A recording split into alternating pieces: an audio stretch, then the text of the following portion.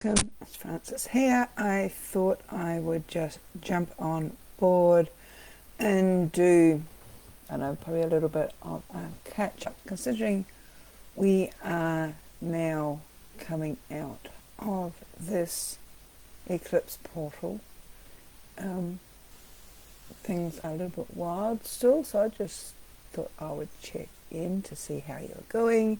I know I personally feel like I've done 10, 12 rounds in the boxing ring. I was absolutely exhausted last night, and the energetics of this portal aren't exactly helping. It's very heavy energy at the moment, and astrologers that I follow seem to indicate that it's going to be this heavy energy until the rest of the year before things will lighten up. So this probably means a stronger emphasis on tapping into whatever you need to sort of undertake your self-care, whether it's meditation, yoga, digging in the garden, being out in nature, even seeing if there are things in your schedule that you can remove to allow yourself to have time to, I guess, just simply breathe and be. Take some of those slow, deeper, grounding breaths. And especially here in Adelaide or the southern hemisphere, where we're coming into, well, we are in spring, time to enjoy the bounty of Mother Earth. My Mr. Lincoln roses behind me, which are bursting into bloom.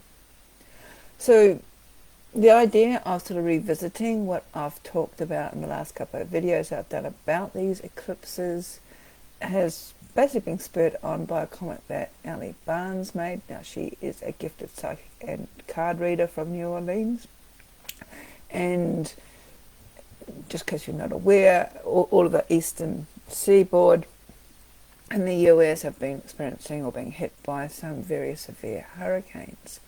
And her more recent video was sort of an update on the hurricanes, in particular the last one I think is Francine. I'm not quite sure. There's been a few that have hit very one after each other. I suppose it's hurricane season in that part of the world. But looking back, especially from when our first eclipse happened, and that was back in September on the 17th or 18th, it was a lunar eclipse. And usually when it comes to eclipses, there's a time just before it which what they as astrologers refer to as the sort of shadow or portal shadow of it. So we're still feeling the intensity of the energies, but maybe not as strong. And I noticed, I had to go back and actually check dates, that 4 days, sometimes not even that, 4 days basically, 2 days out from this lunar eclipse in September. So we're looking at the 15th to the 19th of September. Romania and Czech Republic, Austria, Hungary, Poland, Slovakia were hit by, not a hurricane, but a storm called Boris. And the storm called Boris dumped basically up to 5 times the average September rainfall in just 4 days. And there was huge flooding and damage with buildings and infrastructure, deaths. I'm not sure how many deaths, can't recall that. And that was just last month. Very high winds. It did a lot of damage. And that came in round about the same time as I mentioned, the lunar eclipse.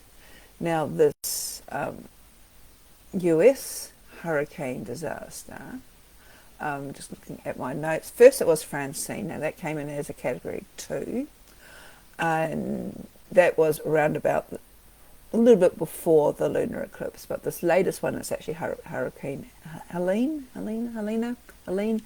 that formed off the US coast, like in the Caribbean and Jamaica, and then very quickly turned into a category 4 when it hit the mainland of the US, Florida, Georgia, Tennessee, the Carolinas, with winds up to 140 miles per hour.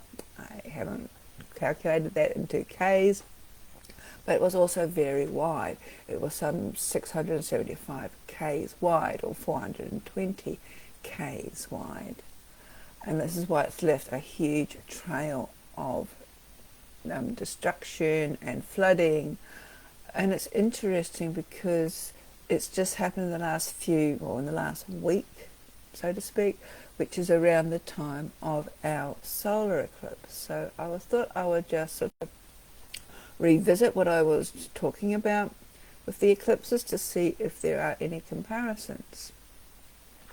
Now, the solar eclipse, so the lunar eclipse back in September, was an eclipse on what's known as the Pisces Virgo axis. So we had a moon in Pisces, and it was a macro moon. It was closer to the Earth on its ecliptic, and we also had a Virgo sun. So this axis between Pisces and Virgo is known as the axis of health, the health axis. And the last time an eclipse occurred on this axis was back in March 2016, and also February 2017, because there's usually about a year to 18 months sort of portal window where the eclipses form on the same axis. And the actual Piscean, I should say, lunar eclipse was in September 2016. So in my video about this, I sort of asked you to, if you could think back to what was happening in your life in September 2016, especially in relation to health, and was there a significant health matter? Also, if you do have your natal chart, look to see where the houses, especially in relation to Pisces, fell in, what numbered house, and what that was in relation to. Now, I know personally for me, in September 2016, yes, I was definitely going through some serious health issues, actually coming up the other end of them, but I was still had a couple of months to sort of endure what I was going through. Now, what's quite interesting is that in September this year, when we had our solar eclipse, I've got to stop thinking, now we had our lunar eclipse, I'm still talking about our lunar eclipse, because it was a macro one, it's sort of a heightened full moon. The moon was actually conjunct Neptune. Neptune was 28 degrees 35 minutes in Pisces, and it was retrograde. Now, Neptune is the planetary ruler of Pisces.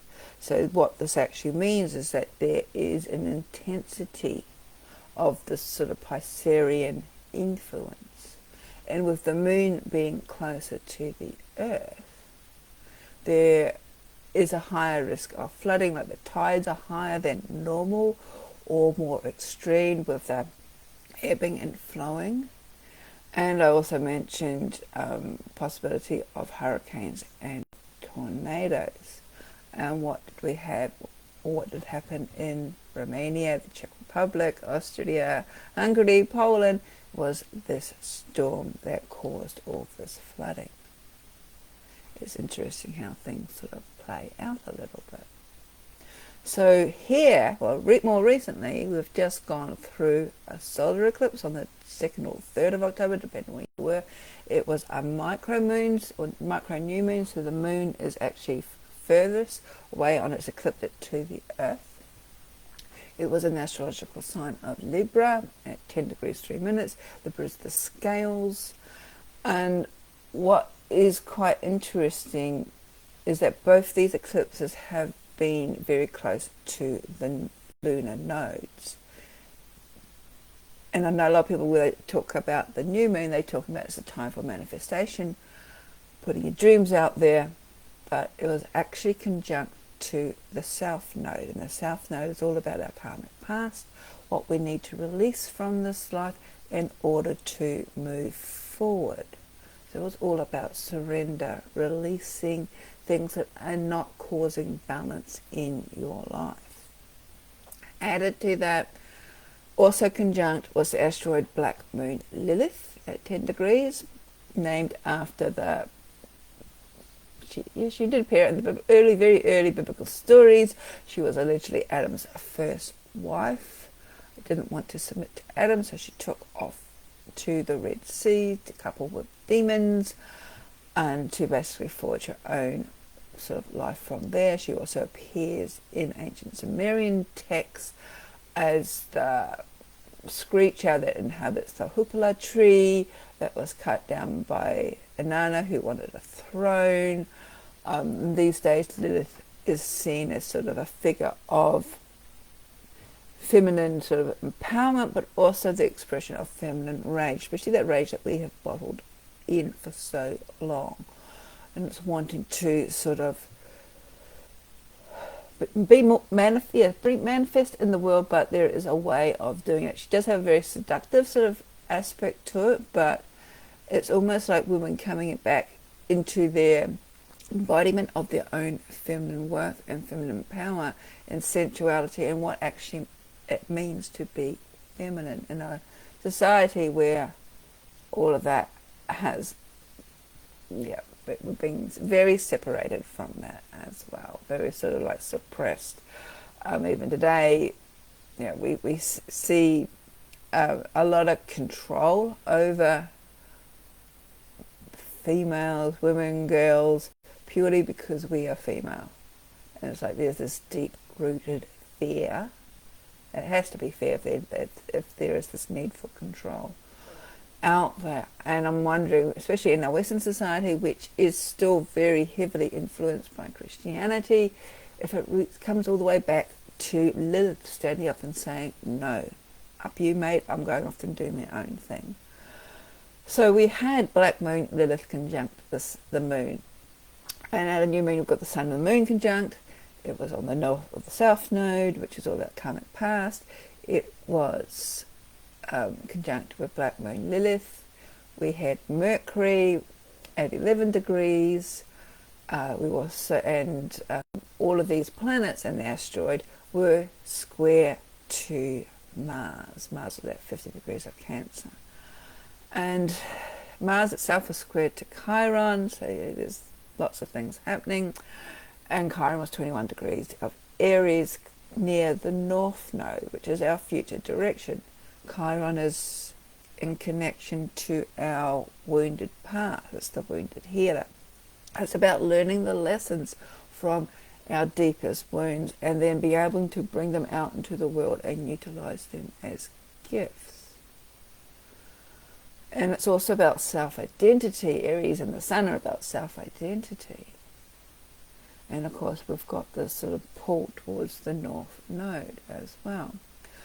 But Aries is ruled by Mars. Mars is in Cancer. Cancer is in connection to sort of much more sort of family orientated. That's a really big thing.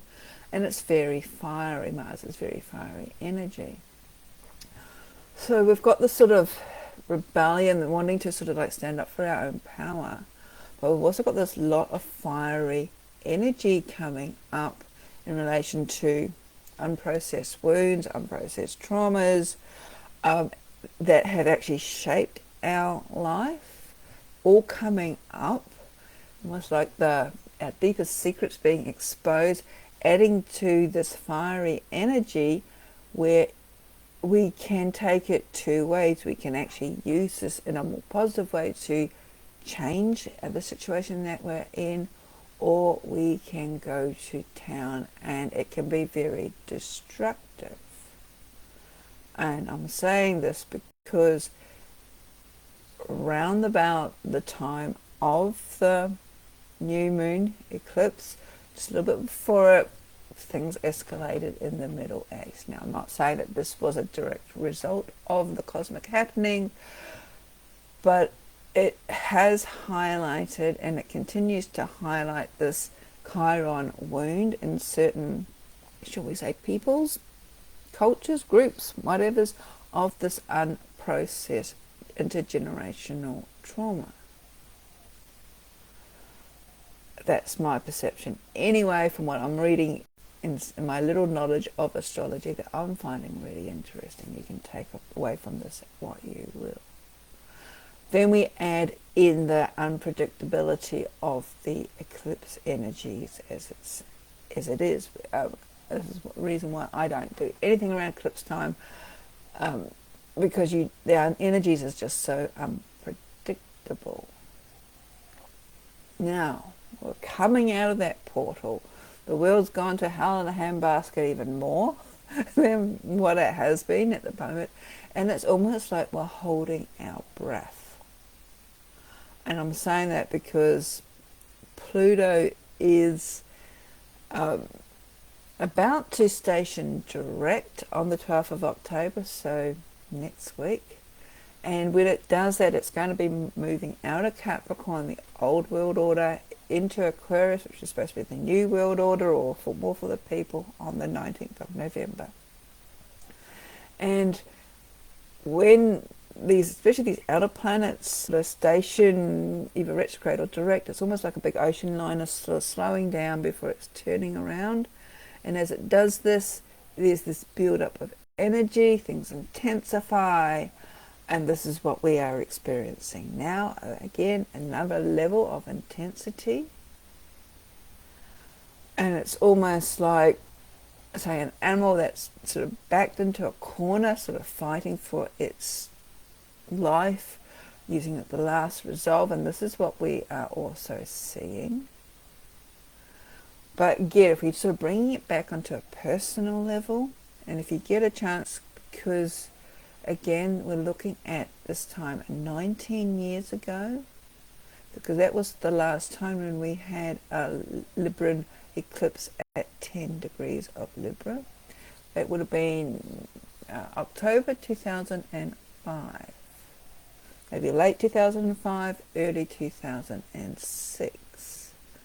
What was happening in your life then? If you've got your astrological chart, what house was Libra in? Before that, if you're old enough, go back to October 2086. Again, what was happening in your life? Are you seeing any patterns? Because it's these patterns that can actually give us a little bit more insight as to what's needing to be released in order for us to move forward. So I'm getting notifications from Facebook that my internet connection is not stable. If it's crap, I will take this off here and I will redo it and put it on my YouTube channel. So just some things to think about as we're moving out of this eclipse portal, especially as we're coming up to the end of the year as well. Check it on yourself. Looks like we've still got a little bit more interesting times ahead, shall I say. Really look at your self-care methods, techniques. Look at your schedule, your diary. Are there things that need to be culled? I know, I've got definitely things I feel like I've taken on too much. I'm exhausted. It was all good at the time, but things just, the energetics are very heavy. I don't think I'm the only one who's feeling this. Put your comments below. And, take care and learn to breathe. Deep breaths. We'll get through this. Blessings.